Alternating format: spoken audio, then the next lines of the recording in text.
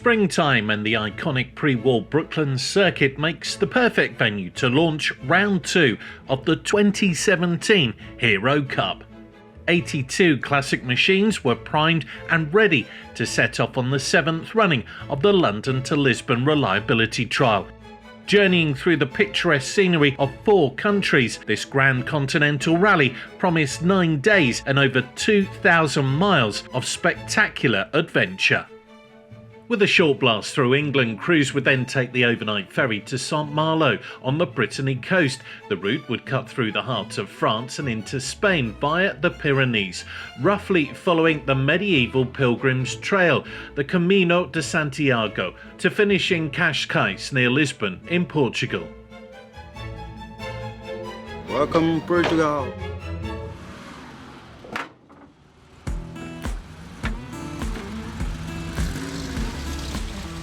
A truly international group of drivers and navigators had signed up to take part in the rally. Entrants hailed from nearly every European country, and many more came from even further away, like New Zealand, Australia, Hong Kong, Brazil and America. Great to see good field of pre-war cars from every era. Yeah, 80 cars. Yeah. 82 I think actually, and a lot of newcomers as well, which is great. A lot of people coming from all over the world, 14 nationalities I believe. This is our second London-Lisbon. It's probably one of the best rallies, I have to say, that I think we've ever done. 9 days without a break at all. Normally in most of the rallies you'd go kind of 5 days without a break. So this is going to be, it's full on every day, up early, luggage off, etc, etc. There's a lot of miles to cover, 2,000 odd miles, so it's going to be a attrition, cars being reliable, but also I think a mental challenge of just getting through and not making mistakes. I think the intensity and the fact that it's completely relentless, full on all the way, it is going to be a test of endurance, but it's going to be great fun. Very excited, a bit apprehensive, but I think it'll be great. Done 3 long distance ones before, so but the last one was 20 years ago, so it's a bit of a challenge, but I think it'll be great. I've always wanted to do a nice long European road trip. My friend and I got together and decided this would be a great way to enjoy the car. It's a car I've always wanted to own. I got it from Clayton Classics up in Coventry, who do, I think, are the best restorations going, and it's been superb.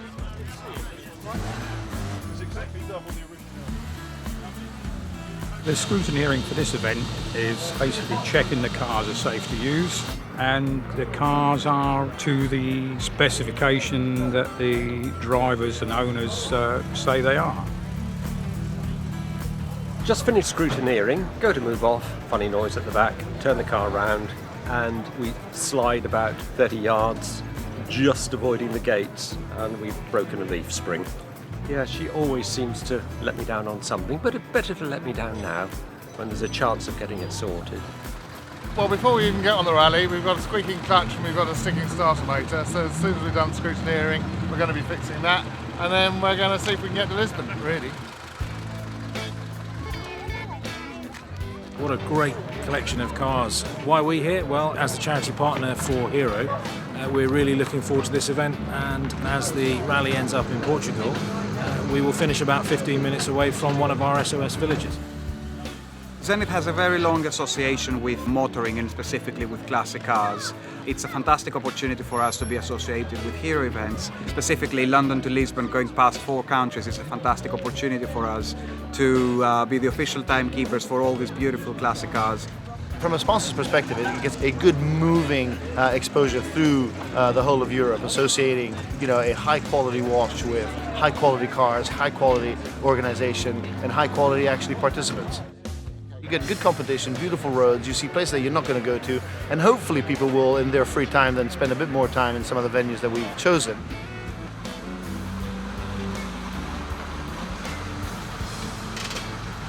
Reunited friends Bronwyn Burrell and Tina Kerridge-Reynolds spoke to a local television crew about recreating a portion of their 1970 World Cup Rally glory days. We're taking Puff all the way back to Lisbon, where she went 47 years, and 2 days ago she started on this trip with the London to Mexico World Cup Rally. So we're going again, because we can.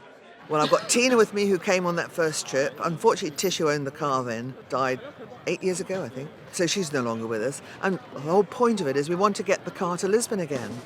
She knows the way, so we've just got to get her there. Classed as an intermediate rally, Hero's London to Lisbon is mainly a tarmac and daytime driving event. As such, many of the crews would be made up of husband and wife teams, with all the dangers that would entail. We're having a holiday. Yeah, it's a holiday.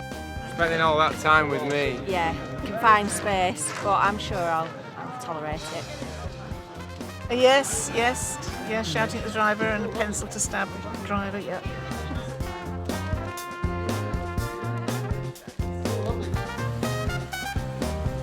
To enjoy a truly continental road trip, some teams decided to discard the husbands altogether.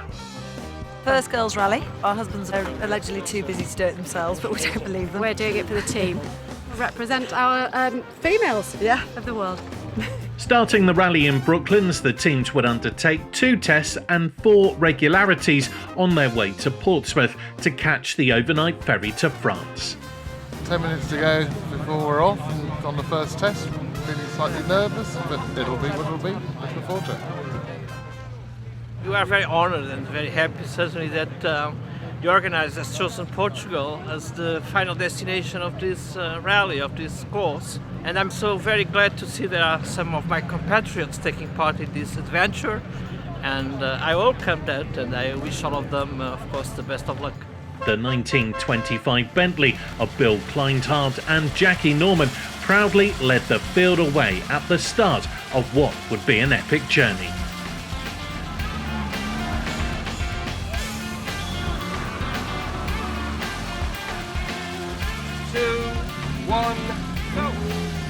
Within yards of the start, it was straight into the first test up the Brooklands hill climb, originally built in 1909 to test vehicles of the time.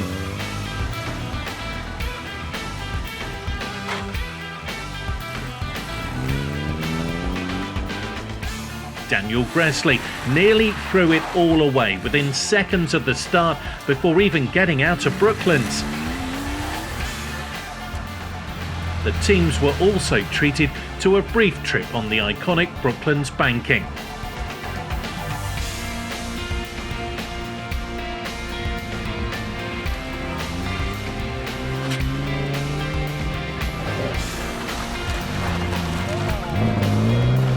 As crews passed by another transportation classic, they headed for the open road.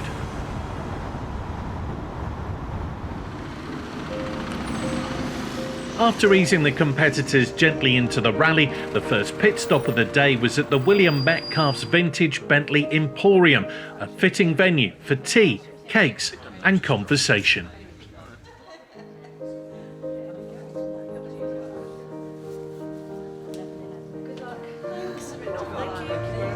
Leaving Metcalf's, the competition was in full swing, with the top 20 contenders all keeping within seconds of each other. The next regularity saw drivers passing the odd group of enthusiastic roadside spectators as they wound their way through leafy lanes and golden fields. Lunch would be a stopover at Wilton House, which has been the country seat of the Earls of Pembroke for over 400 years. Fabulous, wonderful weather, and we're having a wonderful time, having a great laugh, 2 girls together. We made a cock up of the first regularity, but that's how it goes. Wonderful scenery, beautiful sunshine, and the car's going like a bomb.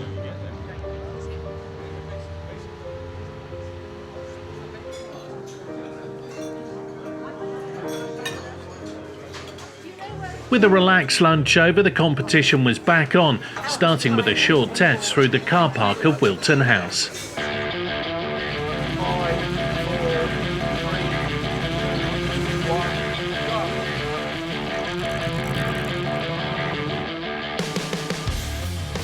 The E-Type Jaguar of Marcus Anderson and Matthew Lim Rose performed well, placing just 3 seconds behind the top pairing of Paul Crosby and Martin Taylor in their 911. The loose surface made for some exuberant driving. Taking the wheel of the down-on power Maxi Serin White posted a time that placed the team firmly in the midfield.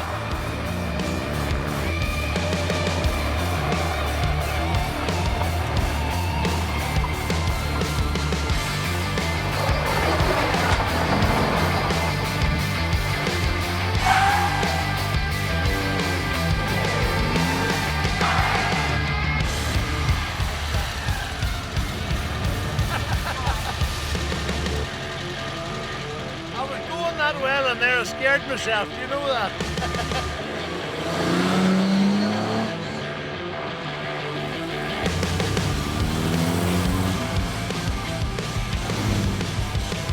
Pushing on from the test, 2 regularities through the New Forest would lead competitors to the Chairmakers pub for what would be their final pit stop of the English leg.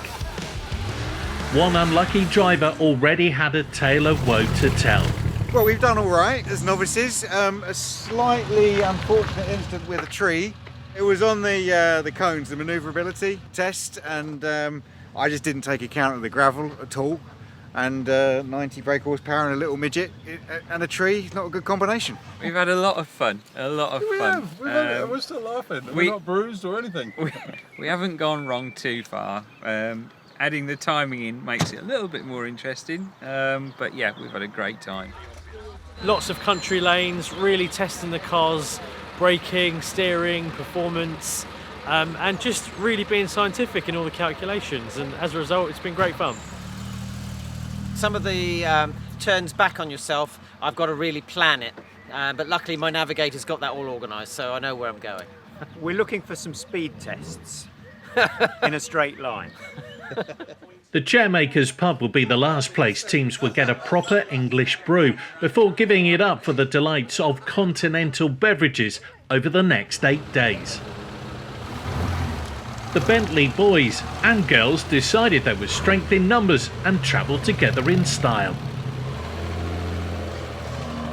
Leaving Portsmouth on the cross-channel ferry, it was time to say goodbye to the UK. For the overnight crossing, the teams were treated to a magnificent dinner and an evening of entertainment before getting a good night's sleep. All in preparation for an early morning's arrival in the port of St Malo. Just a short drive from the ferry dock at St Malo, the crews gathered for the start of day 2 in Dinan, one of the most attractive and best preserved towns in all of Brittany. We're in Dinan, in a car park in Dinan. The sun is shining and we're driving down through France to Poitiers, I think. And we're off to do 2 regularities, one after the other, and then we've got a time control, then we've got another regularity, and then we've got lunch. Well, we're having problems with the idling speed. It'll idle at 1100 and then all of a sudden it'll just drop and then die if you don't keep flipping it. If you're trying to brake and set off up a hill with no handbrake, and it won't idle, it's all rather difficult. We think the rally needed to have ended last night for us because we're in 3rd place, but unfortunately it's got another 8 days to go. So I'm not expecting us to be in this position for very much longer. See the barrier is off the car park because it's broke. When you're in it, off to go, have a good day.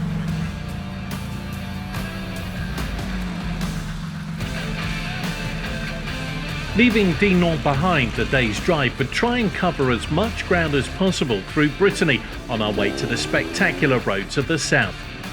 Even after just 2 regularities, the competition was hotting up with several teams jostling for top spot on the leaderboard. Thank you, have a good day.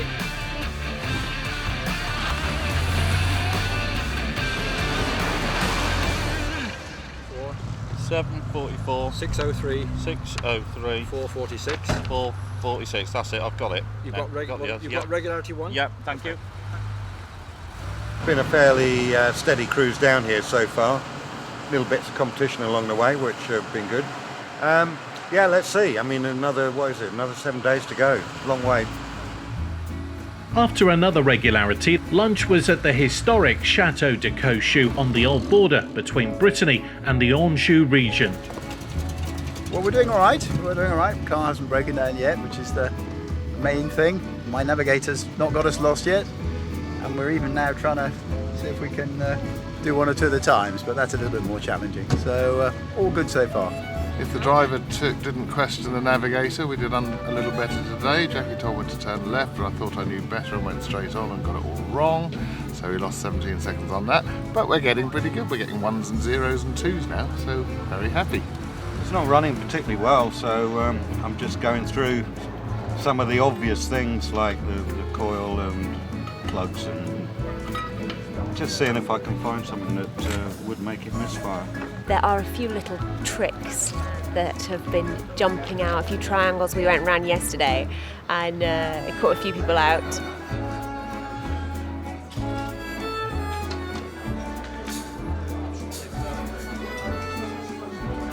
There's your joker. So we have a joker system involved, which basically your worst lateness gets scrubbed to only 5 seconds. So if you get stuck behind a horse or something like that, then you don't have to try and push past. You take the penalty, and then that only gets dropped to 5 seconds instead of a minute.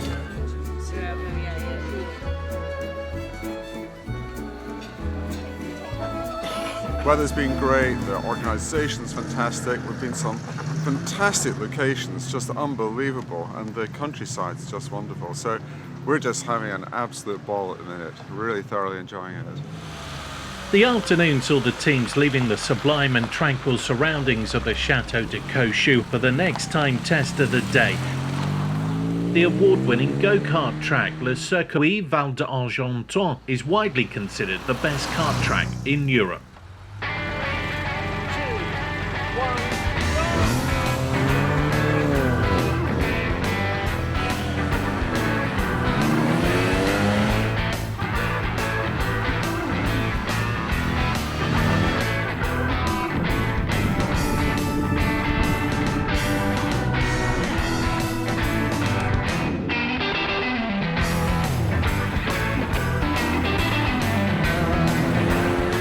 Getting off to a good start, Amanda Johnson and Karen Turner put the Aston Martin DB2 through its paces, but still keeping on the straight and narrow.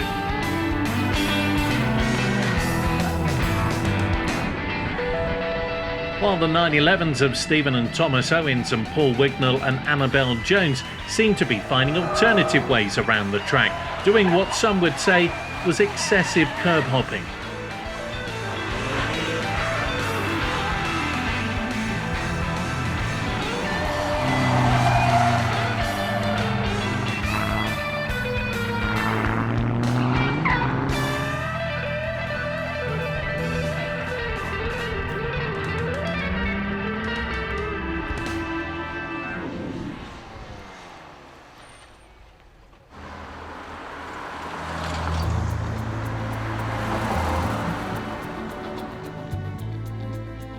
The charming French countryside just north of Poitiers would see the crews negotiate the final regularity of the day before their overnight stop.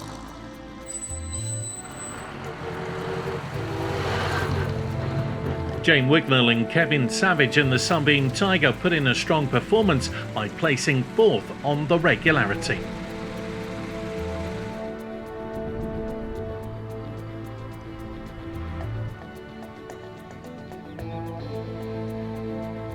We're at the end of day 2 now, and it's been go, go, go ever since down across France.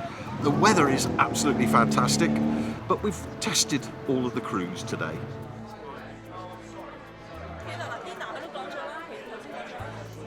Yeah, we've had a good day. No major dramas apart from the last reg. Decided to stumble past the junction and reverse up and go the right way. It's certainly been an entertaining day. I didn't actually know what to expect from France, but it's certainly been intricate and busy. As the rally participants retreated to the bar, it seemed that there was no shortage of road tales to share with new friends.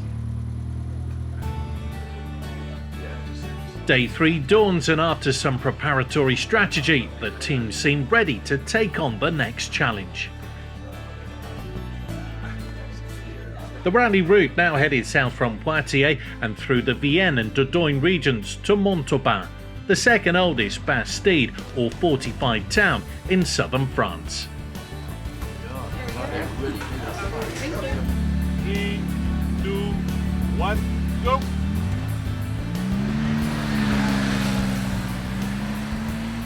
The day's action would consist of 4 regularities with a lunch stop in between, which promised to be in one of the most memorable locations of the entire rally. Lunch would be at the 4-star hotel and restaurant La Moulin de la Baie. The elegance of the shaded dining terrace was matched by the menu's exceptional Michelin star status. Sometimes affectionately referred to as the Venice or Périgord, the old quarter of Brantham is a very popular day trip destination.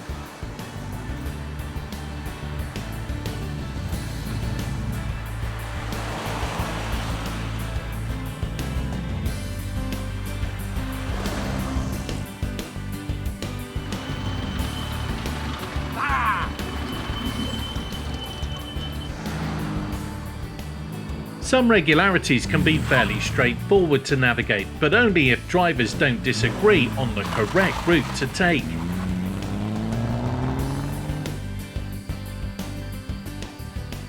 The main thing is that the crews get to where they're supposed to be going while enjoying the scenery along the way.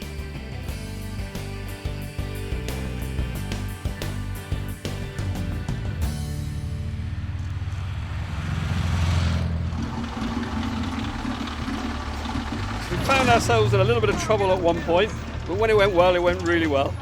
But all told, lovely day, great driving, great scenery, and good scoff. The roads have been very interesting, and we haven't done too badly by our standards, so we're feeling quite pleased with the world at the moment. Thank you very much. I just think it's been an absolutely brilliant day. First class, well organised, stunning venue for our lunch. The lunch stop today is the best lunch stop I think I've ever experienced on a rally. And I remember the house specialité Périgord, which was a kind of duck shepherd's pie, for as long as I go rally. So if there's a chance to go back there, count me in. We've done okay today. No, we're quite pleased. Whether we got the middle regularity with the speedy things quite correct, I'm not sure, but we had a bit of fun doing it, and we didn't shout at each other again, which was the result. Even though some results were better than others, spirits were still very high. We've had a good day today actually. I think on all 7 regularities we've dropped 33 seconds. So that's probably been our best day so far. It's been a long time in the car. We've had about 10.5 hours in the car, 433 kilometres. Day 4, and it's off to an early start. The rally's been good for us so far. We've had 1 or 2 issues. We had a little bit of a problem yesterday with a bit of route finding. I decided to take the wrong road, but eventually we found our way out. It's been terrific. Wonderful roads, real challenges. I'm very, very happy with it. We're second actually by about 3 seconds, so we've still got 5 days of competition ahead of us. Got the Pyrenees to cross today, so I think it's all to play for. Surprisingly, the first challenge of the day had nothing to do with driving. When we all arrived here, there were no French. We're in this lovely chateau, so the clerk of the course has broken into the chateau, set off the alarm, and we probably have all the gendarmes coming now in about 5 minutes. But no coffee, unfortunately.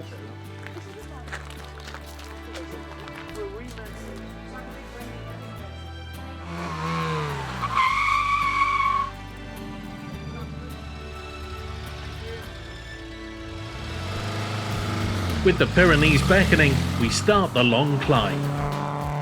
Half the magic wagon seemed to have no trouble remembering the route.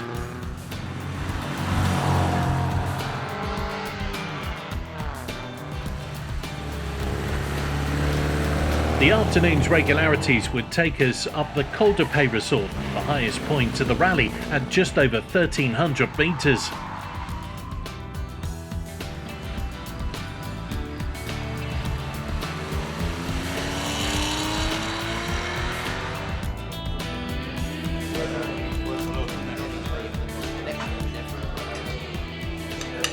Continuing a tradition made famous by the Tour de France, graffiti artists were certainly showing an admiration for our competitors.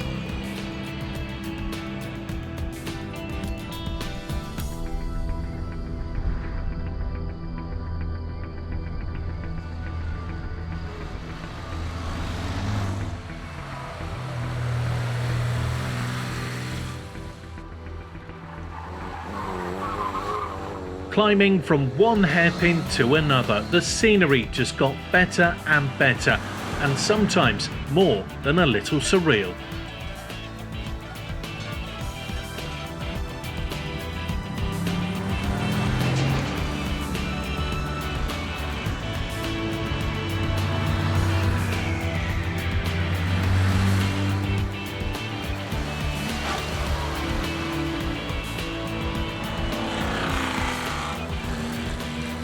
First opened in 1976, the 3-kilometre tunnel Duragnué Bielsa marks the border between France and Spain. Once through, teams were treated to another regularity with even more spectacular scenery.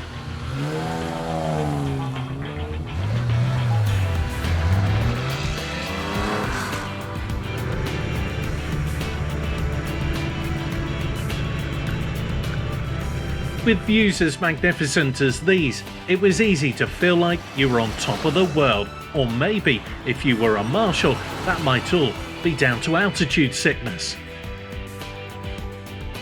Goats could also be an issue in these parts, so perhaps it's best to just sit tight.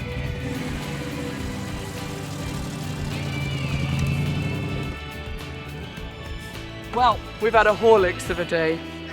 We've been boiling merrily, and so we had to rig something up to try and get up the hills. So we've taken half the bonnet off, and it worked perfectly.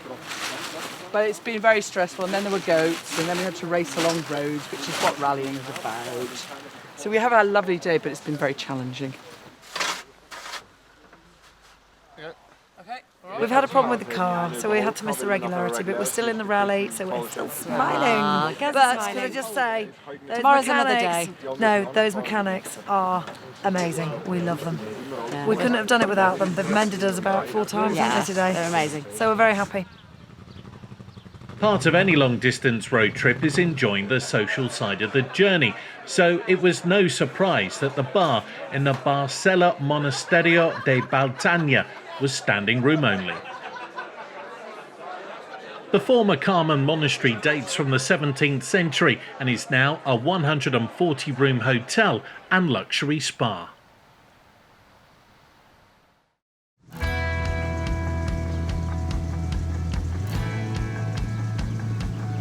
Now, I've never done a rally in my life before, and we had a terrible first day. We got totally lost, and we didn't have the equipment. We didn't have a trip meter. We were going to give up. We were going to go home.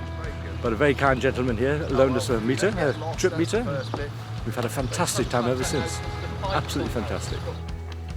At the start of day 5, Daniel Gresley and Elise White had taken control of the leaderboard. Crosby and Taylor were in second, with Jane Wicknell and Kevin Savage in third. The rest of the top 10 were also separated by the smallest of margins. The trip across northern Spain would take teams west from Baltana to Santo Domingo de la Calzada. The first regularity took in the coal of Puerto de Cerrablo. The competition was nip and tuck, with no one crew taking a commanding lead.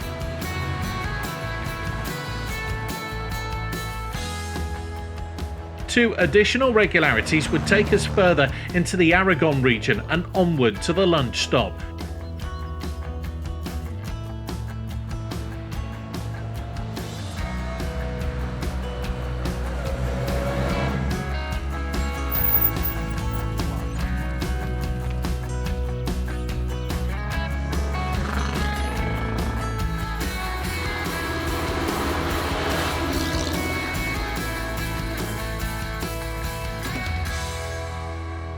Now at the halfway point, how were teams finding the rally? Today's been good, although we did have a bit of a rough road a few minutes ago, which when you sat with a driver who whinges for 2 miles about potholes, it's a bit trying, but all's good, thank you. We've had a good morning. It's been a lot better today, hasn't it? Yeah. Well, yeah, I could do with a new navigator, and then I'm sure that would improve it a bit, you know. There you go.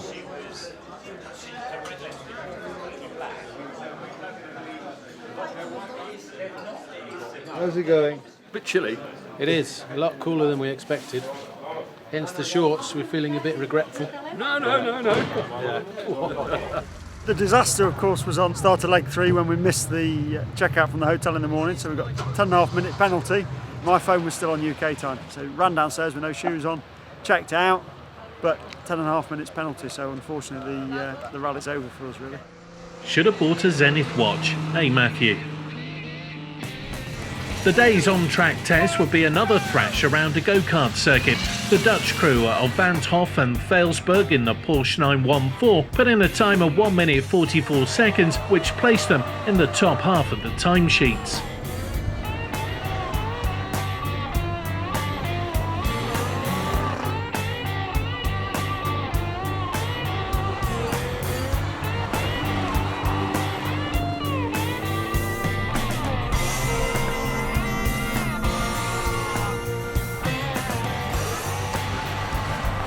While Penido and William Matique were putting in a Brazilian spin on their test efforts, but still obviously having masses of fun.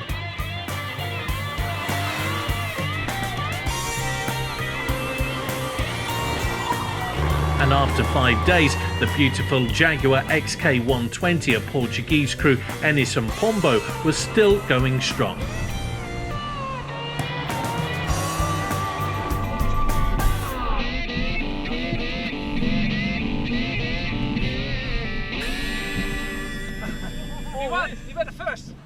As crews headed for the overnight stop, the rain began to fall, and Guy Woodcock deployed some very interesting wet weather gear.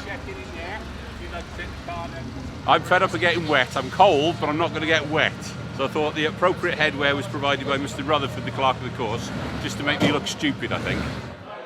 It's the end of day 5 and Bron was navigating it. She was scoring the test and I was driving. And she got a little bit confused and had the diagram the wrong way round. So we almost went wrong, but not quite. As the day comes to an end, talk around the dinner table and the usual huddle around the results board would send the crews to bed, either satisfied with the day's efforts or ruining that missed junction. Regardless, tomorrow's trek from Santo Domingo to Leon would no doubt be in everyone's dreams.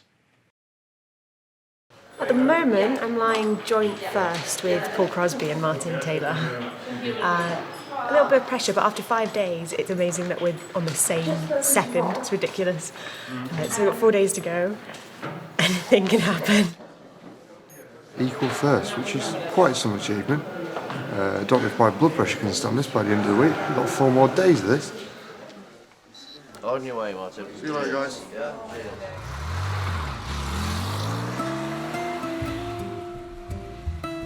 Leaving Santo Domingo behind for the wide open plains and quaint villages of the Rioja region, 2 regularities would take us to the location for the test of the day.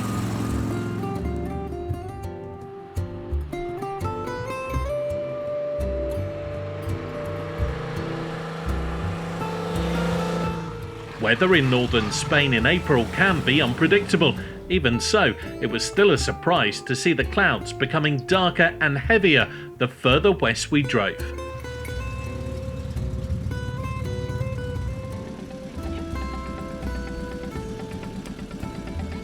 By now, the drivers had honed their skills on kart circuits across 2 countries.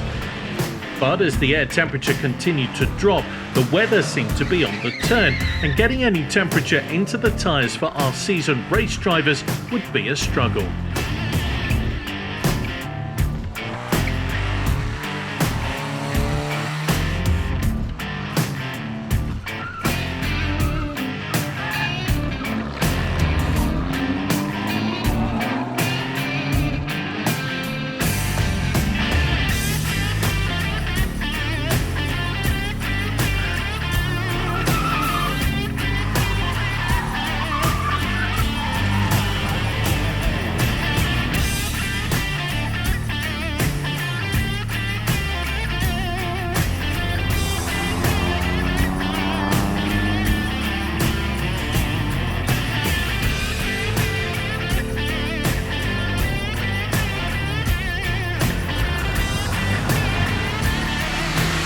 By the end of the test, it was time for a break, but the weather had different ideas. Not really what you expect for Spain, though, isn't it? I was told Jackie we were going on a lovely holiday, driving through some lovely countryside, fantastic weather. We'll come back with a tan. Don't forget your swimming trunks. Well, some traditional Spanish cooking would be just the ticket. While snow continued to fall, it was all but gone by the time the crews were ready to set off again into the brightening afternoon. Rounding a bend, Sue and Trina seemed to be in trouble, with one of the Bentley's wheels appearing to be quite out of shape. A few kilometres later, and the extent of their fears became clearer. Have we just had a blowout? Scissors. After accidentally hitting a culvert, there was also some serious damage done to the undercarriage. Would this be the end of their rally?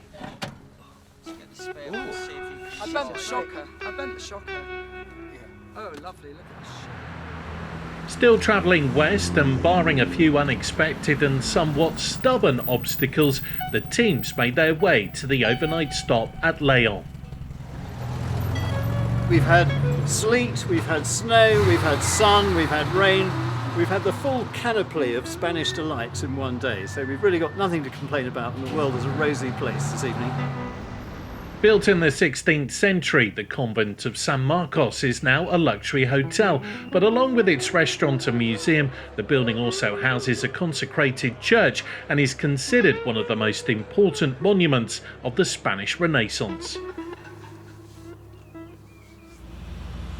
It's full on, these rallies, aren't there? No respite. You're always on the go.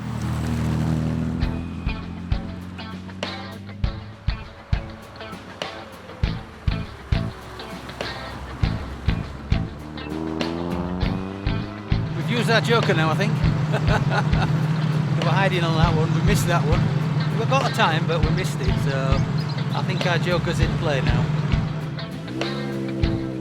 Day 7 takes us from Lyon across the Spanish-Portuguese border and on to Vidago. Overnight, the leader had changed once again, with David and Joanna Roberts now on top spot ahead of Crosby and Taylor. But would it last? Karting Cabañas Raras would play host to the day's test.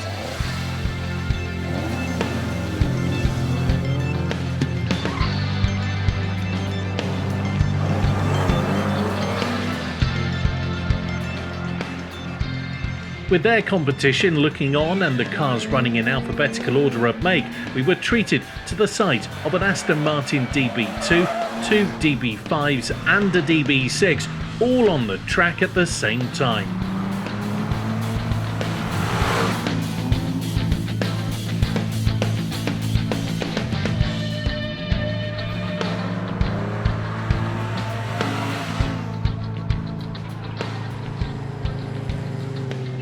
As the rally presses on towards the Portuguese border, the events of the last 6 days are taking their toll and the casualties start to mount up. I know Paul Wignall had a problem with his clutch this morning in the 911 and Lord Laidlaw in the RS. It's a real shame when you prepare yourself for something like this and you almost get through. 6 days is a lot of punishing mileage, and it just takes its toll on these old cars, unfortunately. You have no idea what these cars actually can do when they're driven properly and put through their paces, and I think it's absolutely fabulous, some of the older cars, how they get through it and get round and keep up the times. Absolutely brilliant.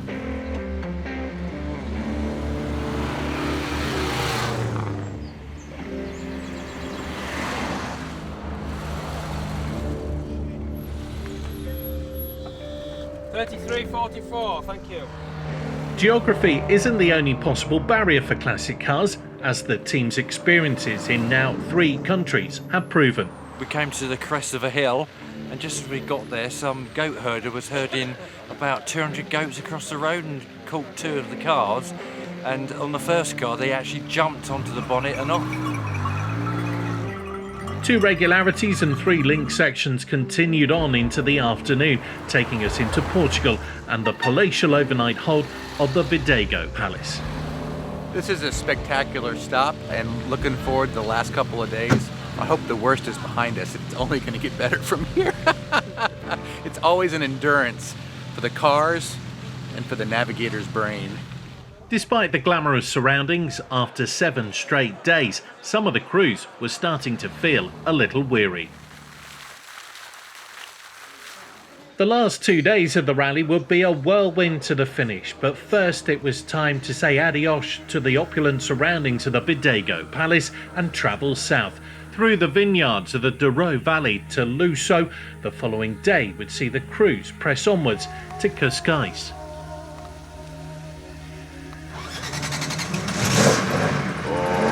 Music to my ears.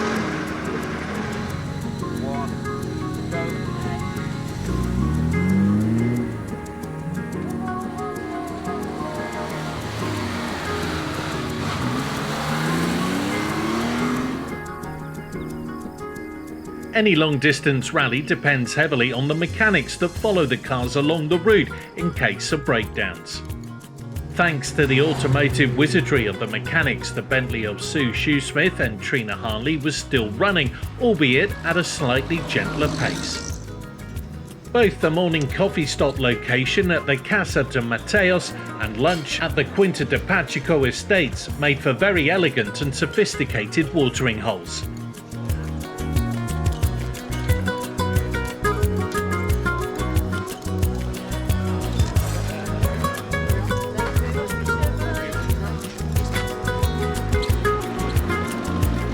Vineyards, sunshine, blue skies and winding roads. Portugal at its springtime best.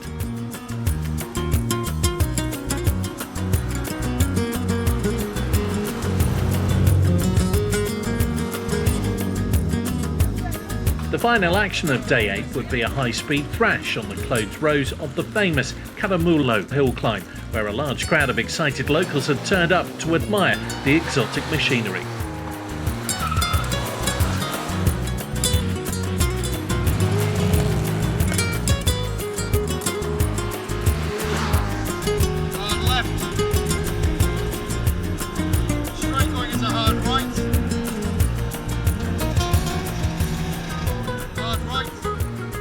The last evening's meal on the road would be dinner set amongst the splendid exhibits of the Museo do Caramulo, which boasts a collection of some of the rarest automobiles in Europe.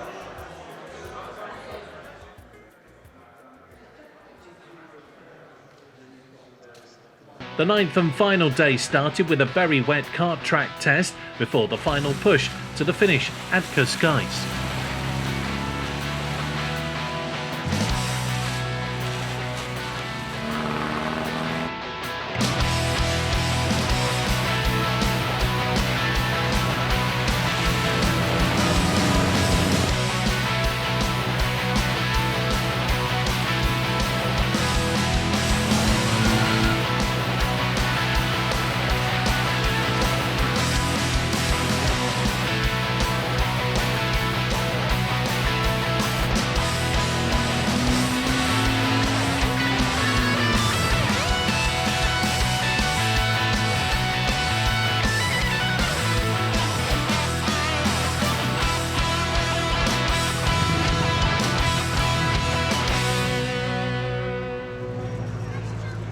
By the time the London-Lisbon roadshow rolled into the finish, the sun had reappeared. As crews arrived one by one, Dr. Carlos Carreras, the mayor of Cascais, welcomed them to the city. As promised, some of the children from the nearby SOS village were on hand to join in the party atmosphere.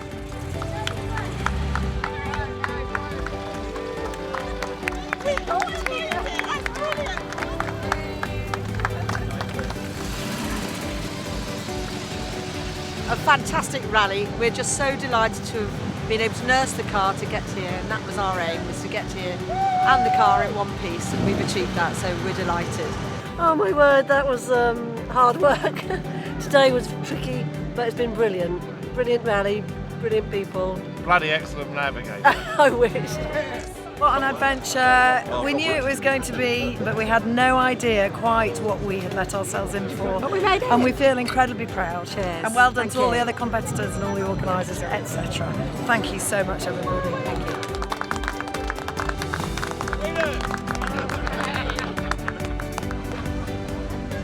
We made still made it. Unbelievable, really. Even up those steep hills, we made it. We visited every checkpoint. We've been Miss everywhere. a thing. We did, and we didn't get lost, but we got there. Puff did it again. These girls did it again. Cheers, ladies. Cheers, darling.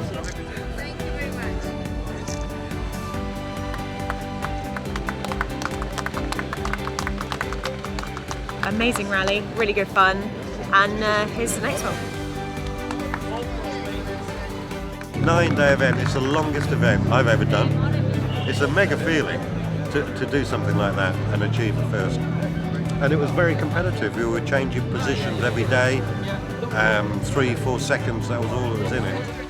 The final overall positions were Paul Crosby and Martin Taylor in first, followed by Daniel Gressley and Elise White in second, and David and Joanna Roberts in third.